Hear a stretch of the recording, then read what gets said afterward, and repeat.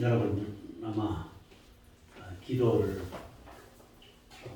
오랜 세월 동안 하여 왔을 것입니다. 오늘 특별히 엘리야가 기도한 내용에 대해서 잠시 우리 은혜를 나누고자 합니다. 지금 현 시대를 봤을 때도 사실상 우리가 기도할 때입니다. 특히 엘리야의 기도를 통해서 우리에게 주는 의미가 상당히 큰 것입니다. 엘리야가 선지자로 있을 당시에 이스라엘에 아합 왕이 있었습니다. 그는 악행을 저지르고 또한 우상 숭배를 하는 이세벨과 결혼을 합니다. 엘리야는 아합 왕에게 얘기합니다. 몇 해 동안 비가 내리지 아니할 것이다. 극심한 가뭄이 있을 것이라고 아합 왕에게 당당히 얘기를 합니다. 이때 아합 왕과 이세벨은 화가 나가지고 엘리야를 죽이려고 합니다. 그러다 보니까 엘리야는 도망가게 된 거죠. 그러다가 어느 날 이 엘리야가 아합 왕에 찾아와가지고 당당하게 얘기합니다. 당시 섬기는 제사장들 450명과 또한 아사랴 선지자 400명 850명이고 나와 대결하자. 그래서 그들이 기도하고 또 내가 기도했을 때 하늘에서 불이 내리는 그 신이 진실로 하나님이다. 라는 대결을 하게 됩니다. 아합 왕이 이 대결을 받아들입니다. 그러다 보니까 갈멜산 꼭대기에 진기한 풍경이 벌어지게 되는 거죠. 아합 왕이 섬기는 바알이 하나님이냐, 엘리야가 섬기는 여호와가 하나님이냐, 생명을 내걸고 영적 대결이 시작이 된 것이죠. 이 소문을 듣고 많은 사람들이 갈멜산으로 모이게 됩니다. 손에 땀을 쥐게 한 그런 진풍경이 벌어지게 된 거죠. 이때 불이 내려오는데 누구 불이 내려오냐? 엘리야가 기도할 때 불이 내려오게 됩니다. 불이 내려오는 계단이 진실로 하나님의 당이라는 거죠. 우리 교회도 역시 마찬가지 하나님의 불이 내려서 요즘이야 성령의 불을 얘기할 수가 있는 거죠. 그래서 우리 교회도 새롭게 거듭나는 그러한 계기가 됐으면 합니다. 그래서 불이 임하는 교회라는 제목으로 함께 은혜를 나누고자 합니다. 첫 번째로 생각해 볼 수 있는 것이 뭐냐? 도대체 왜 갈멜산에서 이러한 대결을 하게 되었는가? 그 원인에 대해서 우리가 그 배경에 대해서 함께 잠시 은혜를 나누도록 하겠습니다. 이스라엘의 왕 다윗이 죽습니다. 그리고 솔로몬이 왕으로 재위하다가 그도 역시 마찬가지 죽게 되는 거죠. 사실상 솔로몬 왕이 재위할 때는 처음에는 아주 어른스럽게 했지만 나중에는 우상을 숭배하는 자들과 함께하고 또한 여자를 너무 많이 좋아해가지고 사실상 많은 사람들로부터 신망이 떨어지기 시작했습니다. 그래도 어쨌든 간에 솔로몬의 업적이 크기 때문에 그들이 있다가 솔로몬이 죽고 그 아들이 르호보암이 왕위에 오릅니다. 하지만 이 르호보암이 덕망이 있었느냐? 그게 아닌 거죠. 또 그 또한 역시 마찬가지 이스라엘 백성들로부터 신성을 듣지 못했습니다. 그로 인해서 결과적으로는 르호보암이 왕을 했을 때 나라가 둘로 갈라지게 됐죠. 유다와 이스라엘 둘로 갈라지게 됩니다. 남쪽은 솔로몬의 왕의 아들 여로보암이 왕이 되었고, 그 다음에 또 한쪽은 이스라엘이라는 나라가 여로보암에 의해서 태어나게 됩니다. 솔로몬 왕이 죽게 되자 이스라엘은 유다와 이스라엘 둘로 갈라지게 된 거죠. 그런데 이때 당시 사실상 이스라엘 백성들 모두가 다 하나님을 섬기고 있었습니다. 유대 땅에 있던 사람들이 절기 때가 되게 되면은 예루살렘에 있는 성전에 가서 거기서 경배를 드리고 다시 자기의 고향으로 갔습니다. 이것이 계속되다 보니까 결과적으로 이스라엘 왕 여로보암이 생겨날 때 계속되었다가는 자칫 잘못하게 되게 되면 이스라엘 백성들이 마음이 흔들려지고 그로 인해서 또한 자기의 왕의 자리가 이태로질까봐 그는 어떠한 분열을 하냐. 금송아지 2마리를 만듭니다. 그리고 한 마리는 베델이라는 곳에 세워놓고 또 한 마리는 단이라는 곳에 세워놓습니다. 그러면서 하는 소리가 이 금송아지가 바로 이스라엘 백성들을 이끌어온 여호와 하나님이다. 그러니까 이 금송아지를 섬기라고 얘기를 한 거죠.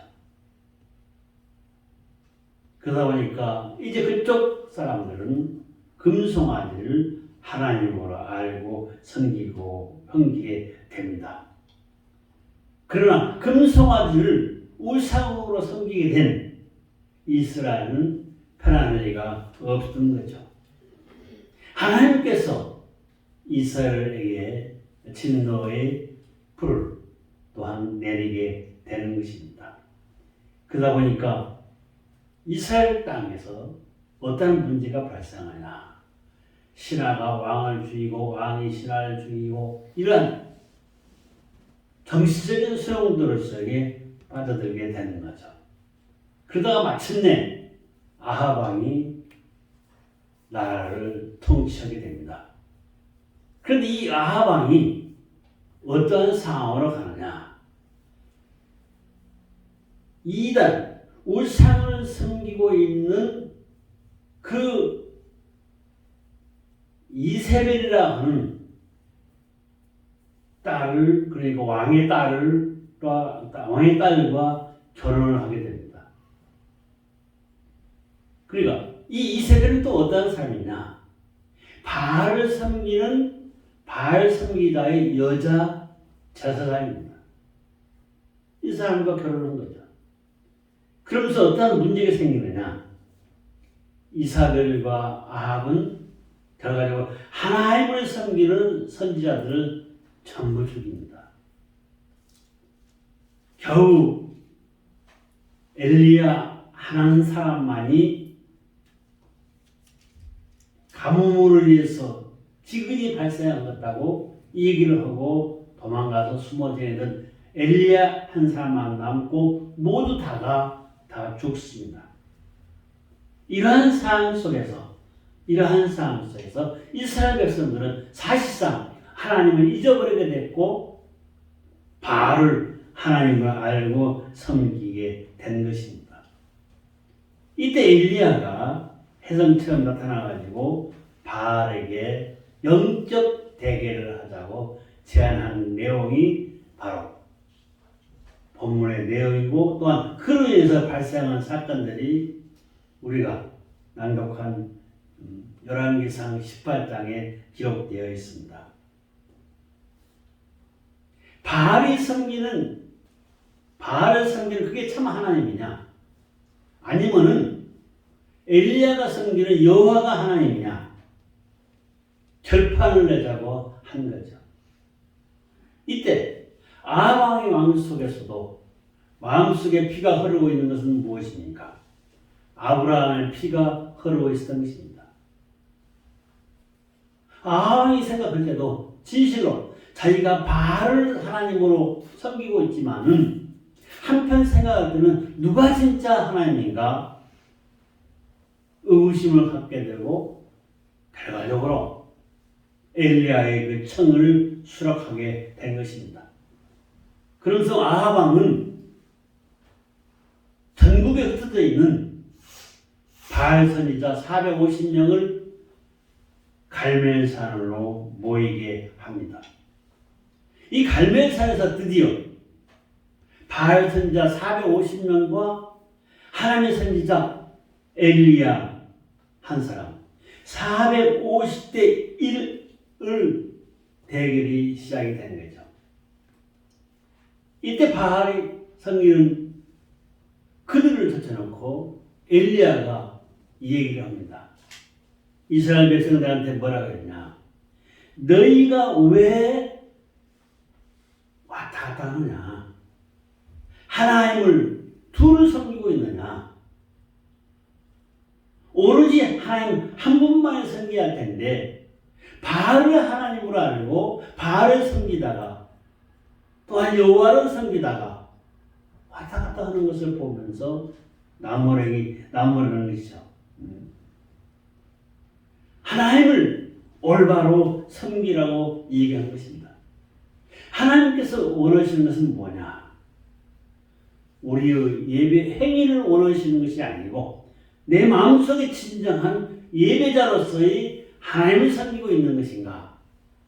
예배자를 찾고 있는 것입니다. 하나님의 눈을 살피면서 우리 마음속에 하나님만을 섬기고 있는 것인가?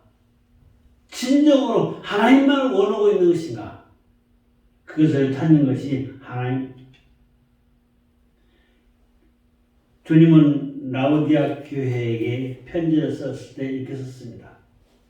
너희가 이처럼 미지근하여 차지도 덥지도 아니하니 그러면 나오랍니다.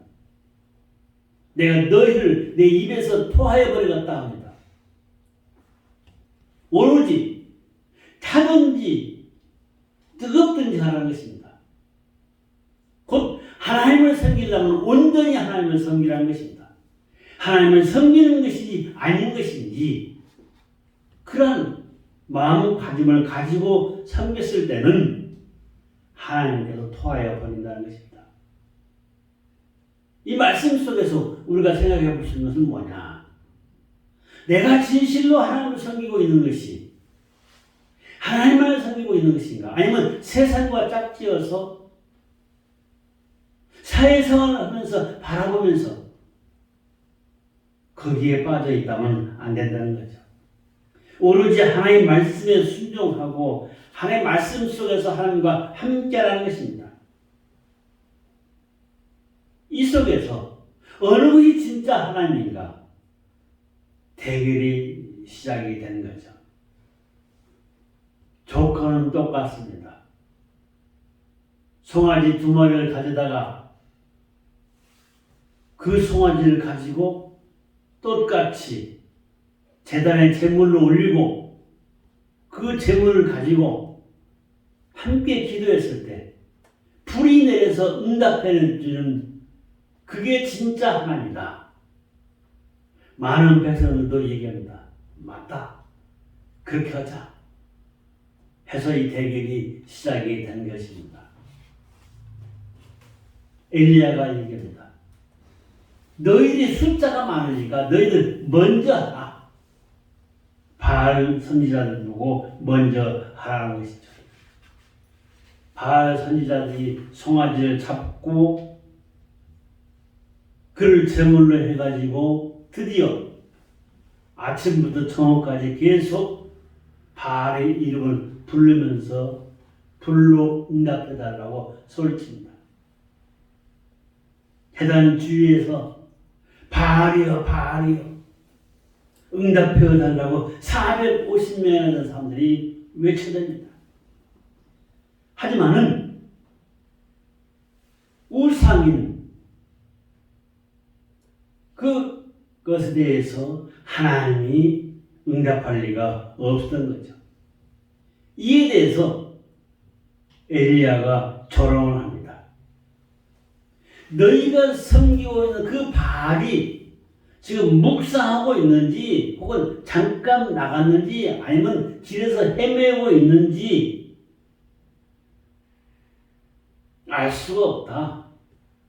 도대체 너희가 섬기는 그 바알신이 진실로 하나님이냐 하면서 조롱하는 것입니다. 그러면서 이들은 몸에 칼을 댑니다. 피가 나옵니다. 피를 흘려가면서 그들 또한 외쳐댑니다. 아침부터 시작되는 것이 저녁 때까지 되더라도 불의 응답은 없었던 것입니다.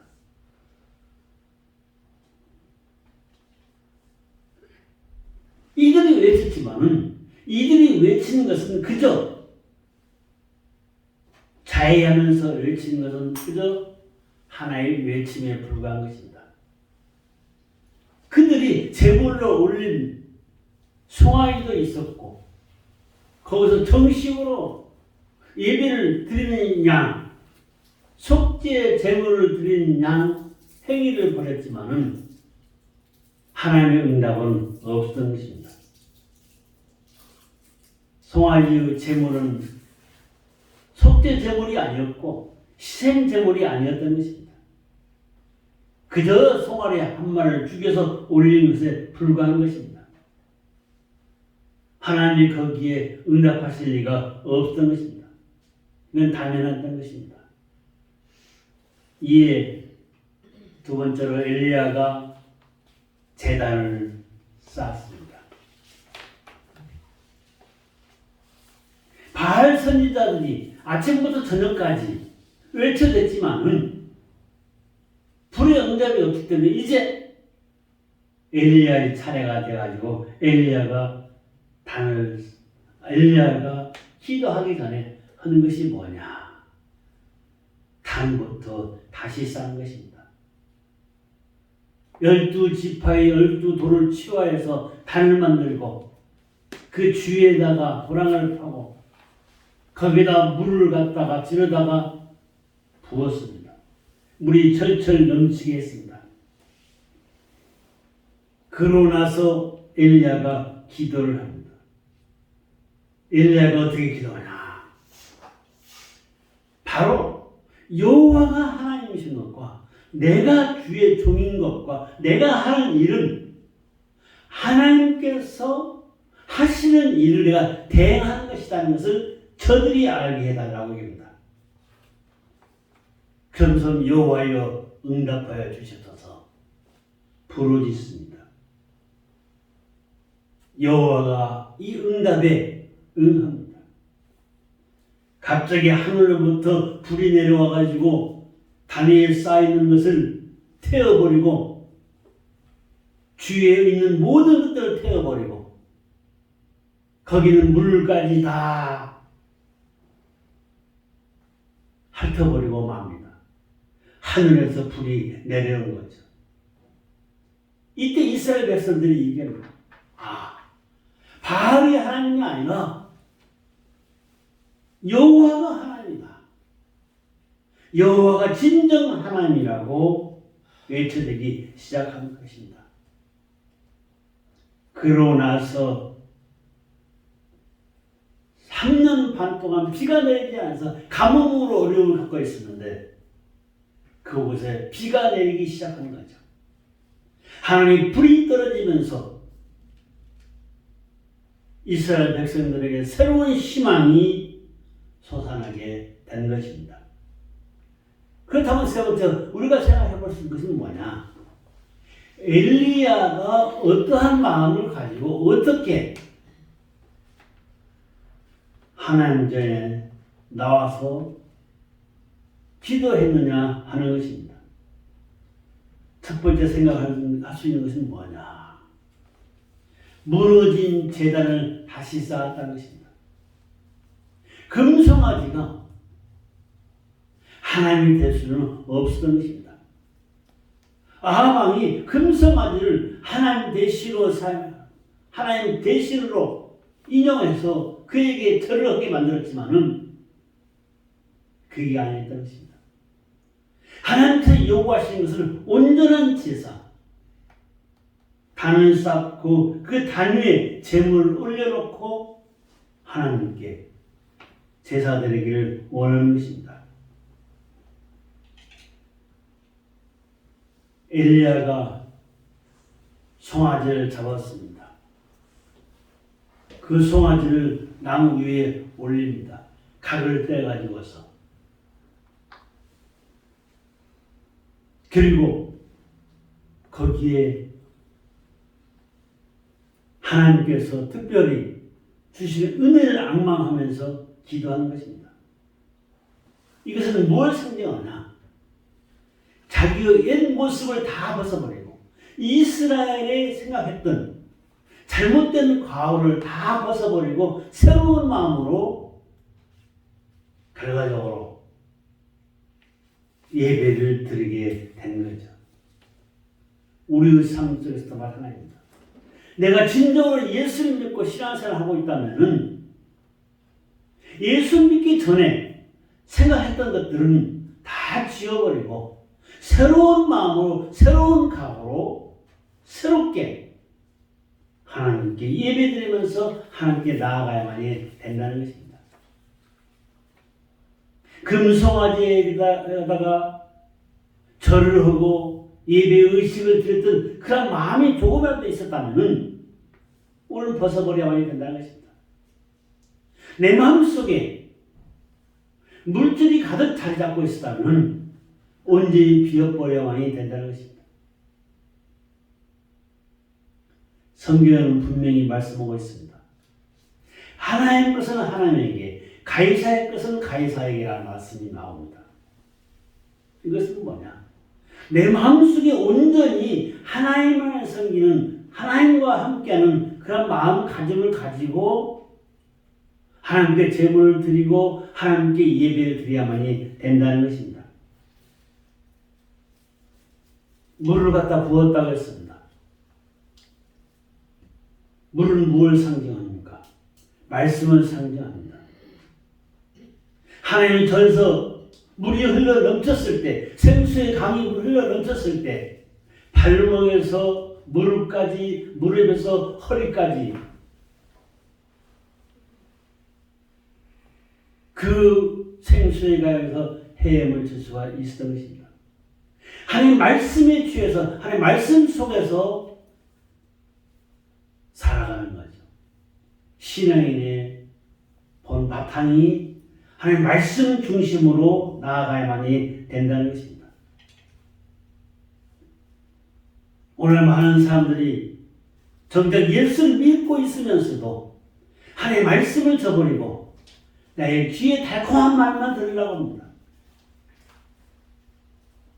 그러나 나의 귀에 달콤한 말은 그때뿐입니다. 그 달콤한 마음이 나의 삶을 온전한 방향으로 이끌지를 못하는 것입니다. 하지만 하나님의 말씀만이 나를 온전한 삶의 길로 이끄십니다. 그 제단에 하나님의 불이 임했습니다. 450대 1의 싸움에서 엘리야가 이기게 됩니다. 18장 1절의 말씀이 보니까 어떠한 말씀이 나옵니까? 내가 아합 왕에 가서 얘기하라. 분명히 시면에 내가 비를 내리게 하겠다. 이 엘리야는 하나님의 말씀을 온전히 믿었습니다. 우리 신앙생활이 바로 거기에 있습니다. 내가 하나님의 말씀을 얼마큼 믿고 있느냐, 그 믿음만큼의 은혜가 우리에게 오게 되어 있습니다. 엘리야는 하나님의 말씀을 100% 믿었고 그는 그 믿음의 바탕에서 하나님께 부르짖었던 것입니다. 여러분도 마찬가지입니다. 여러분들 기도의 제목이 있습니다. 그 기도의 제목이 응답되기를 바란다면 아브라함의 하나님, 이삭의 하나님, 야곱의 하나님에게 약속하신 그 모든 것을 이루어주신 대로 하나님께서 우리 또한 이루어주실 것이라는 확신을 가지고 기도하라는 것입니다. 우리 기도는 그 무엇보다 확신에 찬 기도 중요합니다.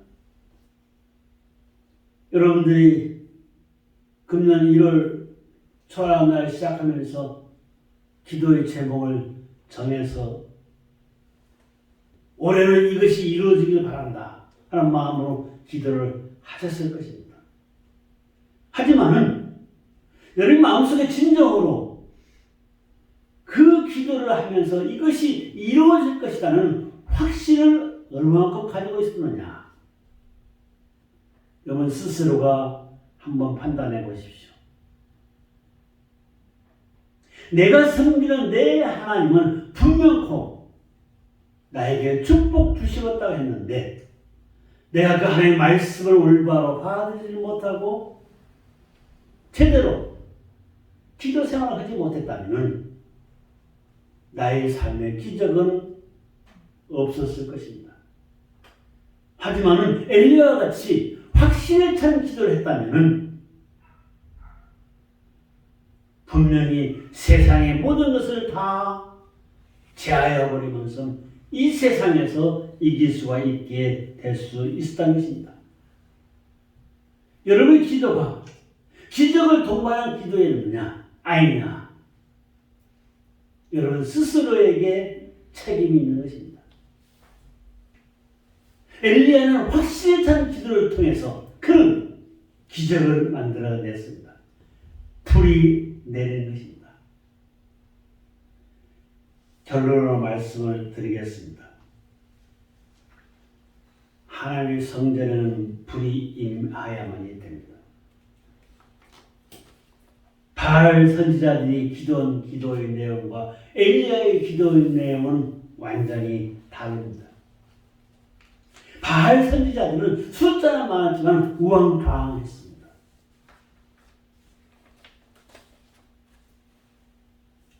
하지만은 하나님을 섬기는 엘리야의 기도는 달랐습니다. 바알 선지자들은 자기 몸을 자해를 하면서 피를 흘려가면서 고함을 지르고 큰 수를 쳤지만은 450명이 고함을 지르면서 자해를 하면서 바알이여 바알이여 하고 기도하는 모습을 한번 상상해 보십시오. 아마 엄청날 것입니다. 제가 아는 목사님 한 분이 있었습니다. 부끄러운 얘기인데요. 어느 날 좀 오래됐어요. 목사들 몇몇 분이 같이 목욕탕에 가게 됐습니다. 한 목사님 옷을 딱 벗는데 벗은 몸을 보고 깜짝 놀랐어요. 배에 어떤 자국이 있느냐. 무슨 뭘로 긁은 자국. 손도 그렇고. 물었습니다. 아니 왜 그렇게 된 거냐. 그랬더니 뭐냐. 하나님께서 나에게 응답을 안 해주셔가지고 교회는 개척했는데 어떻게 한 명도 안 오더라. 이럴 수가 있느냐. 하나님. 제가 잘못된 것입니까? 그는 술병을 사가지고 술을 들쳐 마셔버리고 그 병을 깨가지고 그 깨진 그 병을 가지고 자기 몸을 그었던 것입니다. 그었대요. 팔도 그었대요. 바알 선지자가 한 행위와 똑같은 그러면서 뒤늦게 후회를 하더라고요. 또 한 가지, 도대체 내가 말씀이 부족한 모양이다. 말씀을 좀 더 배워야겠다 해가지고 세미나는 다 참가했단 거예요. 여기서 가서 이 말씀도 들어보고 저기 가서 저 말씀도 들어보고 그러다 보니까 그분 설교는 어느 게 진짜인지 맥이 없는 거예요. 맥이 없는 거예요. 바알이 외치는 것과 똑같은 거죠. 강단에서 소리만 높이 치고 외쳤지만은 하나님의 응답은 없었던 것입니다. 여러분, 한 목사의 예를 들었지만은 자칫 잘못하게 되면 우리 또한 그람의 신뢰를 범할 수도 있습니다. 하나님께 원망과 하나님께 불평만 하면서 자기 스스로 자기 가슴만 치면서 외쳐봤자 소용이 없다는 것입니다.